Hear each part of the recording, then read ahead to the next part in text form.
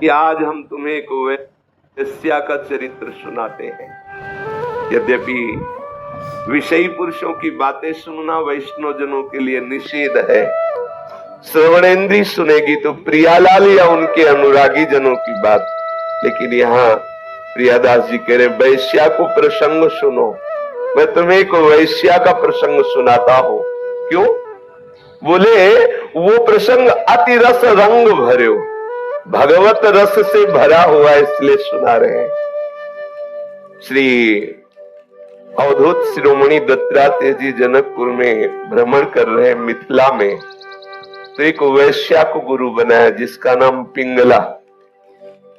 वो अपने शरीर को श्रृंगारित करके बाट जोह रही कोई धनी मानी पुरुष आएगा और उसे धन देगा।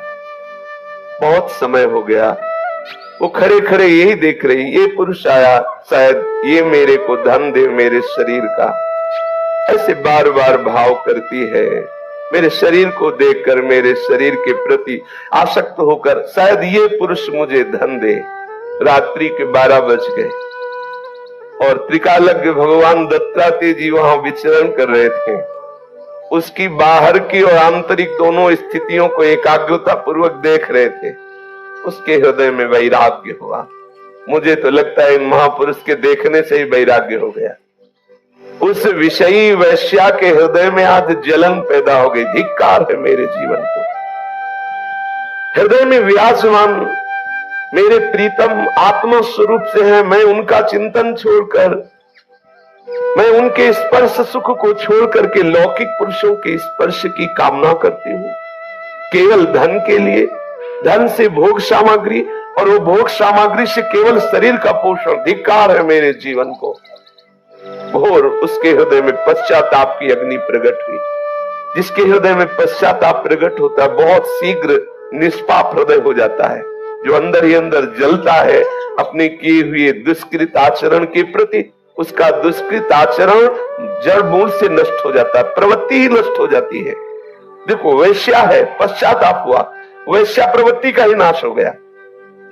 दृढ़ निश्चय कर लिया, आज के बाद मैं किसी पुरुष की तरफ नहीं देखूंगी। मेरे हृदय बिहारी भगवान जो विराजमान है, अब मैं उन्हीं से प्यार करूंगी, उन्हीं से बात करूंगी, उन्हीं से रमण करूंगी। अब मैं एक बार भी किसी पुरुष की तरफ नहीं देखूं। वही गुरु बना लिया भगवान दत्तात्रेय जी ने। 24 गुरुओं में उस पिंगला वैश्या को गुरु बनाया। प्रेम समुद्र रत्नों से भरी हुई श्रीमद चतुरासी जी में श्री हितजू महाराज ने भी उसका स्मरण किया। यह जो एक मन बहुत ठोर करी, कही कौने सच पायो, जहां तहां विपत्ति जार जुगती लो, प्रगट पिंगला गायो। पिंगला का स्मरण किया। महाप्रभु हरिवंश चंद्र जी ने भी। वैश्या है, लेकिन उसके हृदय में यदि भगवत चरणारविंद के अनुरागियों के प्रति श्रद्धा हो गई तो देखो बिल्कुल साधनहीन, लेकिन उसके चरित्र का गायन किया जा रहा है। और कैसा चरित्र है? अति रस रंग भर्यो। ओहो, भक्ति रस का वर्धन करने वाले भगवत कृपा रस से परिपूर्ण चरित्र है। बोले एक दिन भगवत अनुरागी महापुरुषों की मंडली, पहले संतों की मंडलियां चलती थी, जगत को पावन करने के लिए चलते फिरते साक्षात तीर्थराज प्रयाग है। मुद मंगलमय संत समाजू, जो जग जंगम तीर्थ राजू। ये चलते फिरते साक्षात तीर्थराज है। दरस परस अघनास, दर्शन से, संभाषण से, स्पर्श से, भिक्षा लेके, शिक्षा दे के, विषयी जीवों की विषय मलिनता का नाश करके भगवत अनुराग का अंकुर उदय करना इन महापुरुषों के भ्रमण का लक्ष्य होता। ये संत मंडली भगवत अनुराग में डूबी हुई वहां से निकले। संध्या का समय हो रहा था। बड़ा ही स्वच्छ बगीचा देख करके, जहां भगवत आराधना के लिए सुपाश है, ऐसा संत जनों ने देखा। एकांत स्थल है, लताएं हैं, स्वच्छ स्थल है। आज की रात्रि यहीं व्यतीत की जाए, ठाकुर जी विराजमान किए जाए और आज यहीं आरती पूजा और भगवत आराधना हो। आज ठाकुर इस बगीचे में शयन करेंगे। बगीचा है वैश्या का। न जाने कौन से गुण पर दया निधि रिझ जाते हैं। तो कैसा सौभाग्य मिला।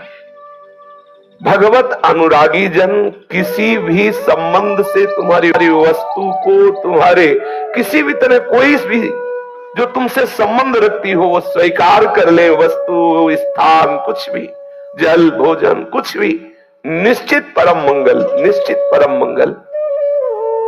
ठाकुर जी विराजमान किए गए, संध्या आरती हुई, शंख घंटा मृदंग बज रहे हैं, जय हो जय हो जय हो, कीर्तन ध्वनि हुई।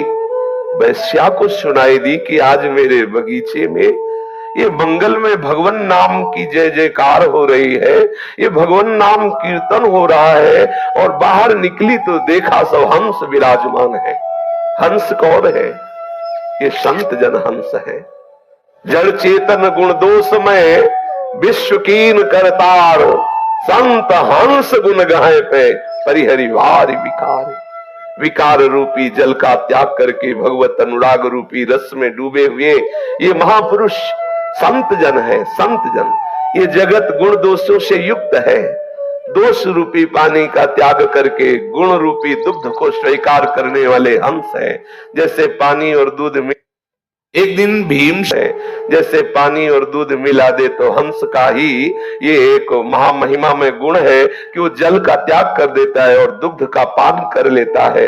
ऐसे संत रूपी हंस हृदय में एक तरफ बड़ा उमगन है, एक तरफ बड़ा पश्चाताप है।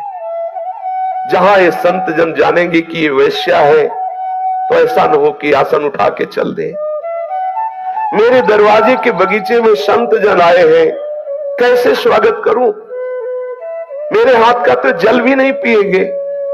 छल से मैं सेवा कर नहीं सकती, बताना पड़ेगा मैं वैश्या हूं। जी ही बताऊंगी वैश्या है तो वस्तु लेने की बात क्या है, सब उठ के चल देंगे। हाय दुर्भाग्य।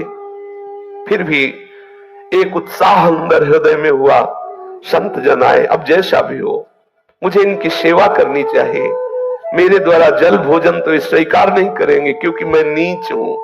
ये रिझाने वाली बात, अपने में बहुत नीचता का अनुभव करके जो संत या भथाल में जो भी उसके जितने भी आभूषण आदि थे वो सब मोहरे आभूषण और भी रत्न आदि जो उसने शरीर बेचकर एकत्रित किए थे बड़ी सी थाल में सब भरे और आंसू बहाती हुई अंदर से विकल होते हुए कि संत जन कहीं मुझे ऐसा न करे कि त्याग दे, मेरी सेवा स्वीकार न करे। ऐसा वो हृदय से बहुत दैन्य होकर के बहुत डरती हुई बगीचे में गई।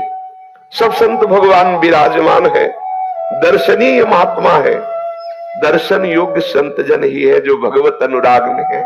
सच्ची मानिए, इनके दर्शन मात्र से अंता जो तीर्थों को तीर्थत्व प्रदान करने वाले हैं, ऐसे महापुरुषों के दर्शन मात्र से हृदय पवित्र होता है। दर्शन किया, आह्लाद हो रहा है। एक एक कदम धीरे धीरे वो बढ़ा रही है। दैन्यता भी है, संकोच भी है, डर भी है, उत्साह भी है। उत्साह है, अहो भाग्य आज संत पधारे हैं, आज संतों की करुणा मिलेगी। डर है कहीं परिचय जान करके ये हमें त्याग न दे। नजदीक गई, वो थाल रखी, प्रणाम किया, आंसू बहाते हुए एक कोने में खड़ी हो गई। संत जन उसकी दैन्यता देख करके बहुत प्रसन्न हुए और कहा कि तुम कौन हो? तो उसने कहा, महाराज मैं वैश्या हूं, मलिन आचरण करके ये सब धन कमाया है, आप इसे स्वीकार कीजिए और ये जो ठाकुर जी विराजमान है इनकी सेवा में लगा दीजिए। और वो आंसू बहा रहे हैं। महाराज मैं भोग बना के तो दे नहीं सकती क्योंकि नीच हूं, पर आप कृपा सिंधु हैं। ये स्वर्ण आभूषण, ये रत्न, ये मोहरे स्वीकार करें और आप कहीं से भी भोग मंगा करके ठाकुर को भोग लगाए, ठाकुर को आभूषण पहनाए, ये आप अपनी सेवा में स्वीकार कर लीजिए। वैश्या का धन अत्यंत त्याज्य है, मलिन है। जो ऐसे अन्न को स्वीकार करता है उसकी बुद्धि निश्चित मलिन हो जाती है, निश्चित। इसलिए वैश्यादि का जो धन राशि, स्वर्ण आदि आभूषण अर्पित किए वो स्वीकार करें। अब वैश्या के आंसू चल रहे हैं और वो भावपूर्वक हाथ जोड़े हुए कह रही है कि प्रभु आप इसको स्वीकार कर लीजिए, ये भेंट मोहरे अगर ये आप स्वीकार कर लेंगे तो हम समझेंगे हमारा जीवन धन्य हो गया।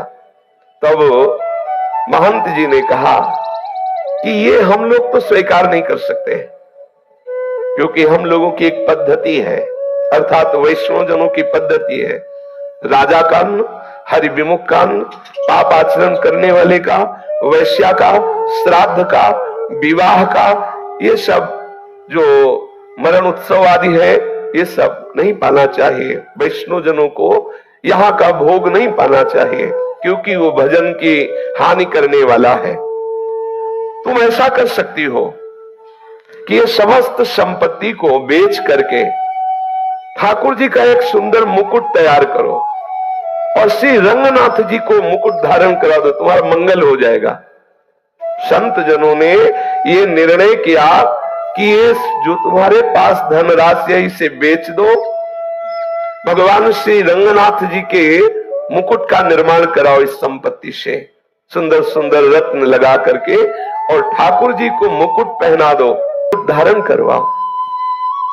तो जानते हो वहां के पुजारियों को भी लगा कि ये तो बहुत अनीति हो रही है, ऐसा नहीं होना चाहिए।